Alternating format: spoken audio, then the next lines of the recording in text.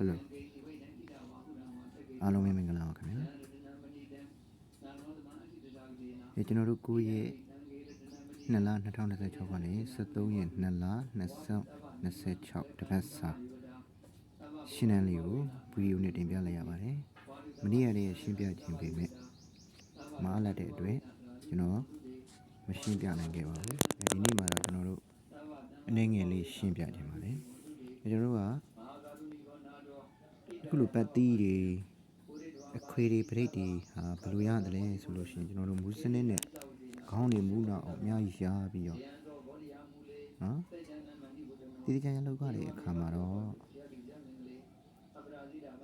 ကျွန်တော်တို့ဖြစ်နိုင်ခြေရှိတဲ့အရာတွေကိုဆွဲထုတ်ပြီးတင်ပြပေးလိုက်တဲ့အခါမှာ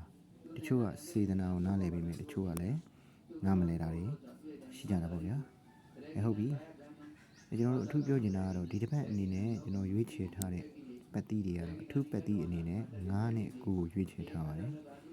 ဒုတိယပတ်တီးအနေနဲ့9နဲ့1ဘရိတ်အနေနဲ့9 6အခွေအနေနဲ့2348 2598ကိုထူပြီးတော့ပြီးအရန်အခွေနဲ့9338 928ကိုဆိုတဲ့ဟာကိုအရန်အခွေအနေနဲ့ရွေးချယ်ခဲ့ပါတယ်တသက်စာအခွေဆိုတာကတော့ကျွန်တော်အများနဲ့တင်ပြပေးနေတဲ့အတွက်အားလုံးမသိရှိကြမှာဖြစ်ပါတယ်136ခွန်ဆိုတော့တသက်စာအခွေဖြစ်ပါတယ်ဟောခုတစ်ပတ်အနေမှာအထူးသတိထားနေကြတာကတော့6ခွန်8ခု3ညအခွေနဲ့အခွေနဲ့အတူနော်ကျွန်တော်တို့ညီအကိုအပူတပတ်စာမှာအထူးသတိထားပြီးရင်ထိုးကြပါလို့တပတ်စာကတ်အနေနဲ့အချင်းချုပ်ပြတယ်ဟုတ်ကဲ့ကျွန်တော်တို့ဒီလိုဟာလေးကိုဘယ်လိုရတယ်လဲကျွန်တော်တို့ရှင်းပြလိုက်တဲ့အချိန်မျိုးမှာတော့ကျွန်တော်တို့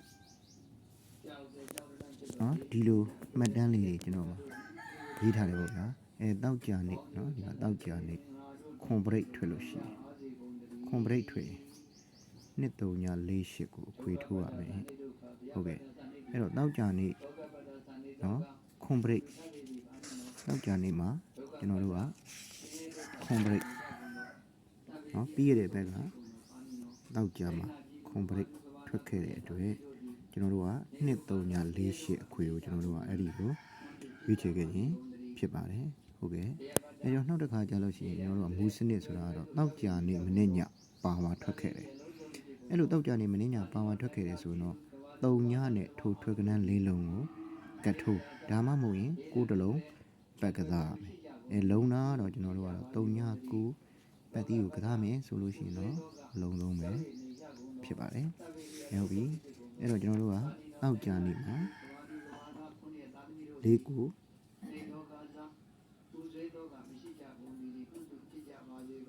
၄ခု1 6အဲ့လို၄ခု1 6ပါဝါတုံးဖြစ်ခဲ့တဲ့အတွက်3ညတစ်လုံးနဲ့၄ခု1 6ကိုကတ်မှာအဲ့တော့3ည4 3ည9 3ည1 3ည6ဆိုတဲ့၄ခွက်ရပြီးတော့အဲ့ဒီ၄ခွက်မထွက်ခဲ့အောင်ဆိုပြီးတော့ကိုတစ်လုံးနဲ့ပတ်တီးဟာတေချာထွက်ခဲ့သွားမှာဖြစ်ပါတယ်ဒီမူစနစ်ကတော့ကျွန်တော်တို့မနေ့ကတနင်္လာနေ့မှာထွက်ရှိသွားပြီ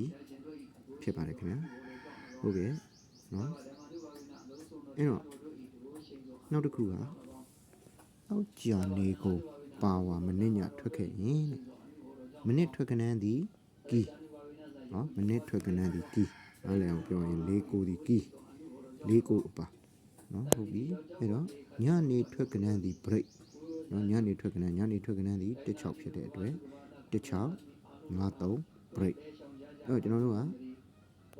၄ကိုအထိနဲ့စီးလိုက်မယ်ဆိုရင်နော်ကနန်းနေသိမများဘူးဒီမူစနစ်ဟာလည်းမနေ့ကကျွန်တော်တို့ထွက်သွားခဲ့ပြီဖြစ်ပါတယ်ကျွန်တော်ကန်ချင်းစစ်အရန်ကဆိုပြီးတော့အဲ့ဒီမူစနစ်ကလေးကိုတင်ပေးခဲ့တာဖြစ်ပါတယ်အဲ့တော့အဲ့ဒီတင်ပေးခဲ့တဲ့ဟာလေးကကျွန်တော်တို့ထွက်သွားခဲ့ပြီဖြစ်ပါတယ်ခင်ဗျာဟုတ်ပြီကျွန်တော်တို့နောက်တစ်ခါတပန်းအတွင်းကနန်းတစ်လုံးသည်တဲ့၄ချိန်ထွက်ခဲ့ပါကနောက်အပတ်တွင်ထိုးကနန်းသည်ပတ်တီးတစ်လုံးဖြစ်လာတတ်တယ်တဲ့နော်ကနန်းတစ်လုံးဒါမှမဟုတ်ရင်လည်းနောက်အပတ်မှာညီအကူတစ်ခွက်လာတတ်တယ်အဲ့တော့ကျွန်တော်တင်ပေးထားပါတယ်အဲ့တော့ကနန်းတစ်လုံး၄ချိန်ထွက်တယ်ဟိုရင်တစ်ပတ်ကခုပြီးခဲ့တဲ့အပတ်မှာဆိုလို့ရှိရင်1 2 3 လေးတက်တီလေးချိန်ထွက်ထားတဲ့အတွက်အဲ့ဒီတက်တီပတ်တီဖြစ်လာမလားပြီးရတဲ့ဘက်ကတော့ခွန်တစ်လုံးဒီလေးချိန်ထွက်ပြီးတော့ခွန်ပတ်တီပျောက်ခဲ့တဲ့အတွက်အခုတည်းကကျွန်တော်တစ်ပတ်စံပတ်တီအနေနဲ့ခွန်တက်ဒီခွန်တက်ရင်းဒီတစ်လုံးတော့စင်ကိုစင်မယ်လို့မျှော်နေပါတယ်ခင်ဗျာပြီးလို့ရှိရင်တော့ကျွန်တော်တို့အဲ့ဒီစနစ်နဲ့ညီအကူနော်အပူနော်ဒီလိုစနစ်တွေအများကြီးကျွန်တော်တို့ရှိတဲ့ထဲကနေရွေးချယ်ပြလိုက်တဲ့အတွက်ဒီတစ်သစ္စာတွေကနေမိမိကြိုက်နေတဲ့အားကို6တလုံးဖြစ်ပါဟောဒီ9တလုံးဒီကျွန်တော်တို့ဘုဒ္ဓဟုမကျော်လို့ကျွန်တော်ခံမှန်းထားပါတယ်ခင်ဗျာဒါကြောင့်မိမိတို့နှစ်သက်ရာကိုဒီတစ်သစ္စာကတ်ထဲကနေယူပြီးတော့ထိုးပြီးတော့အောင်ပန်းနေစုပ်ကူးနိုင်ကြပါစေလို့ပြောကြရင်လည်းကျွန်တော်ရဲ့ဗီဒီယိုလေးကိုဆုံးသက်လိုက်ရပါတယ်ခင်ဗျာ